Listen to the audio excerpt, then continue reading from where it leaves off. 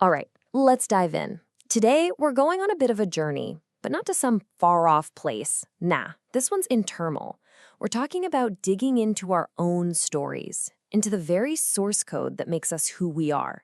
And, more importantly, how we can start to rewrite that code when the official story just doesn't feel right anymore. The whole thing really kicks off with this one simple but really powerful question from our source material. Have you ever had that feeling? That nagging sense that the narrative you've been handed about the world, about your country, maybe even about your own family, just doesn't quite add up? It's that feeling, like something is just offline. The world can feel, as the source puts it, cold and callous. And it's like the instruction manual you were given is full of typos and missing pages. It's that gut instinct that something is fundamentally off with the whole system. And that feeling, well, that's exactly where this journey of reconstruction has to begin. Now, to really get what's wrong, we gotta wrap our heads around this key idea, the man-made construct. Think about it. These are the systems we all live inside. Laws, money, borders, even history itself. They feel so permanent, right? Almost like gravity. But they're not. They were all built by people. And here's the thing. Anything that was built by people can be taken apart and examined. Our source material really pushes this, going so far as to question even the things we hold most sacred. It suggests that a concept like love can actually be used as a construct, to keep us attached. It's almost like an economic system, taxing all our dimes, taking our own inherent value, and then selling it back to us in some kind of shiny new package. Okay, so that leaves us to the most important question of all, doesn't it? If the official stories are just these questionable constructs, where in the world do we even begin to look for something more authentic? How do you start rebuilding from the ground up?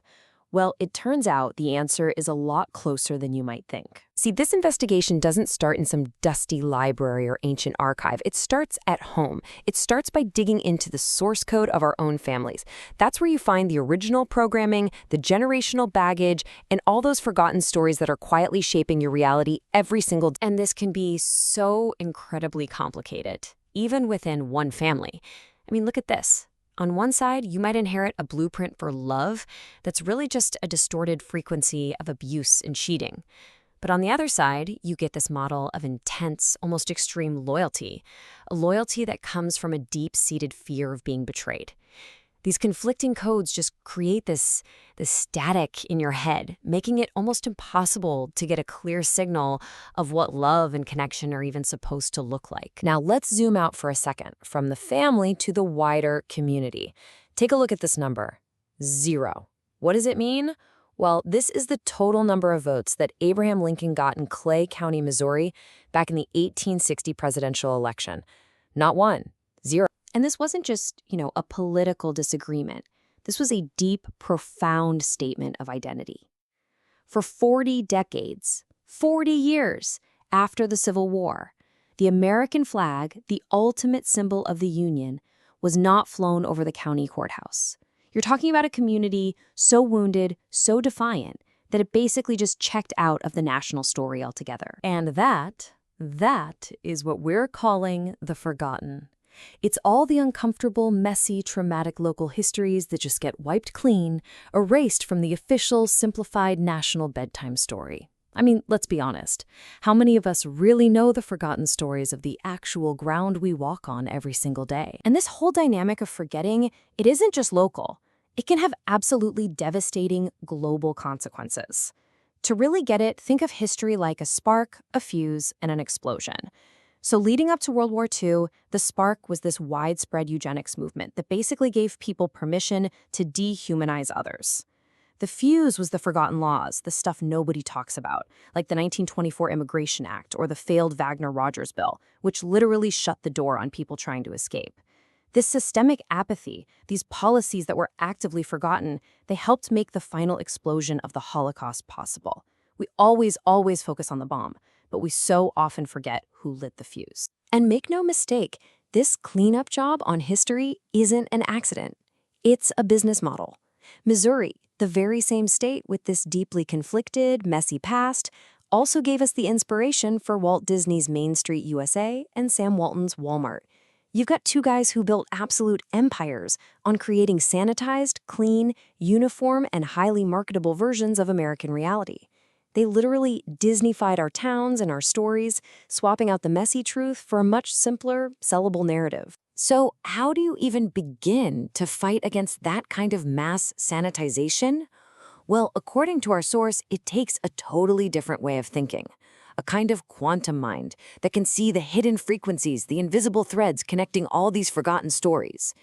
It's about being able to link your own family trauma to your town's forgotten history, and then link that history to huge global events. And once you start seeing those connections, something really powerful happens. You start to gain a new kind of agency, the power of an artist, an author, a creator. Like Willy Wonka, who can just step outside the established factory rules and build a whole new world based on pure imagination. You stop being just a character in the story. You become the author. Now, a really cool tool for this kind of new authorship is understanding something called negative notation. This is basically the official, conventional meaning of a word, the one that's designed to limit you, to hold you back. But hidden inside that notation, there's often a much more powerful, empowering truth just waiting. For example, take this word, impossible. The notation is crystal clear, not possible. It's a dead end, a brick wall. That's the story they've been selling. But what happens if we just shift our perspective a little? If we just look at it differently? Suddenly, a completely different message just pops out. The limitation completely vanishes, and in its place is this incredible declaration of potential. I'm possible. And this is not just some clever one-off word game. This way of thinking is shot through the entire source material. It's about finding that the word evil, spelled backwards, is live. It's about seeing that inside the label insane is the potential to be insane. It's finding in the harsh judgment of improbable the secret confidence of I'm probable. It's a conscious choice to look for the empowering truth hidden inside every negative box they try to put you in. So, let's put this all together into a practical model. Step 1. It all starts with that gut feeling that something is offline. Step 2, you start digging into that forgotten source code, your families, your towns. Step 3, you learn to connect the frequencies, to see the patterns that other people miss. And finally, step 4, you earn the right to reconstruct your own story based on a much, much more complete picture of reality. And really, this whole thing isn't just about one artist's journey or one county's weird history. It's a model. It's a blueprint for how any of us can start to understand the hidden programming that's running our lives and then begin the real work of writing our own code. So, I'll just lead you with this question to chew on. What forgotten histories in your own family, in your own hometown, are buried deep down in your source code? And what do you think might happen when you finally decide to dig them up and reconstruct the story for yourself?